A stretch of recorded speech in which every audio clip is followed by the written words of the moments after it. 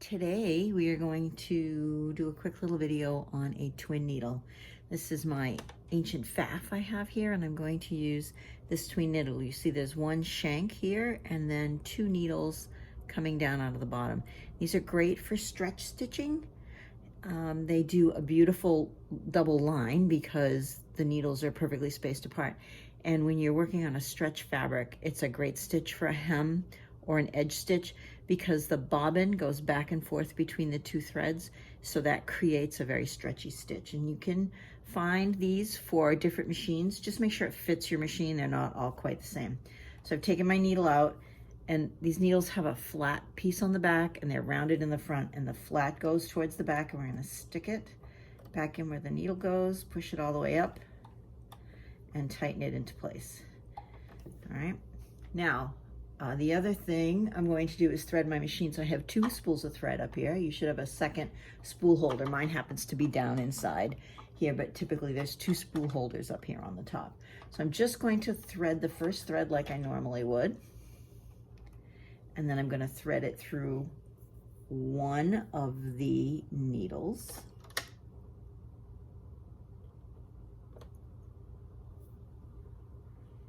And then I'm going to thread the second thread exactly the same way as I thread my first thread. Check your manual. It will give you information on how to thread for a twin needle, but it should be identical, except I'm going to go on the other side of my clip. This one happens to have a left and right, and I'm going to thread my other needle. So now I have both of the twin needles threaded, and my bobbin is threaded.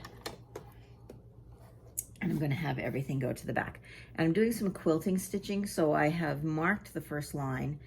And what I'm going to do is I also am going to make some gauge stitching, and I want my twin needle stitching to be 1 inch apart.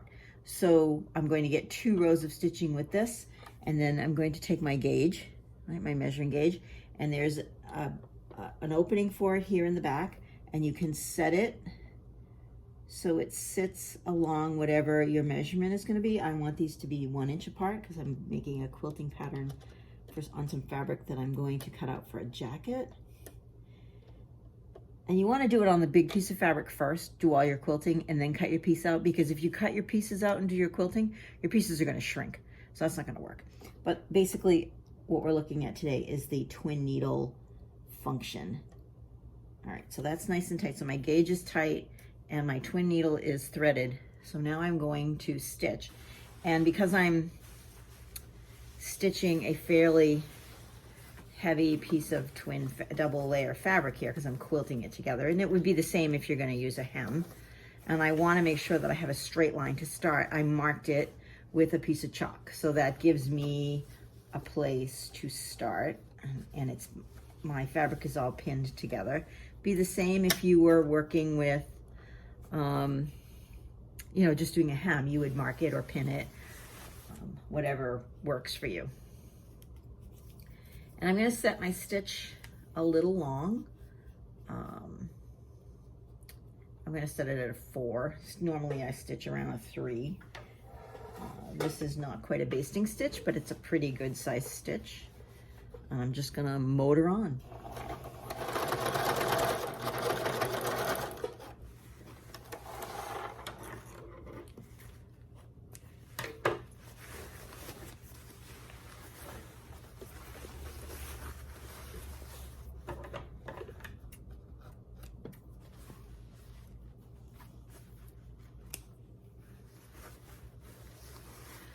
All right, so I have stitched along that line, and I've done, you can see there's 2 rows of stitching, but this fabric is stretchy. Both the backing and the fronting, the fashion fabric is stretchy. So I wanted a quilting stitch that was going to have some movement in it, so the stitches won't bust. And that's the whole point of using a twin needle, is that the stitches won't bust. And now, because I've put this gauge on, I have this beautiful, very balanced double row of stitching, and I'm going to line up that row, the center of that row of stitching, right along my gauge. So as I finish quilting my project, all of my twin lines will be balanced and straight. So I'm going to move forward with doing that. Here is my finished product. I'm pretty happy with the way it turned out. You know, I have 2 layers of denim here, so it's pretty heavy, and it was kind of a beast to put through the machine. But you can see that the channels are pretty evenly spaced, and that's because I used this little channel spacer. It's one of these tools that, like, you never know what to use it for, and this is the perfect opportunity because you're putting so much fabric in, you lose that marker that's actually on the base of your machine, so this helps. And with the twin needle stitch, you can see that there is a pretty good spacing between here, and you have this really nice little stitching line that goes down along the fabric. And because the fabric is stretchy, and because I used a twin needle, it's still stretchy. And I want that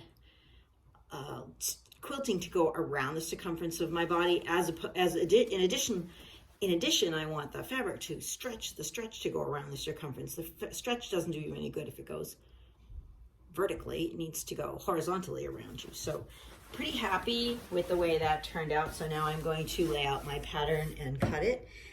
And the other thing I wanted to talk about with these so I have 3 twin needles here, and you can see that there's different widths of the needles, right? This one's really nice because it's a denim, almost a denim width, right? And it makes your stitching so much easier. Now, this little one with the red tag on it is what I used for this project, and this fits in my faff. These 2 don't fit in my faff.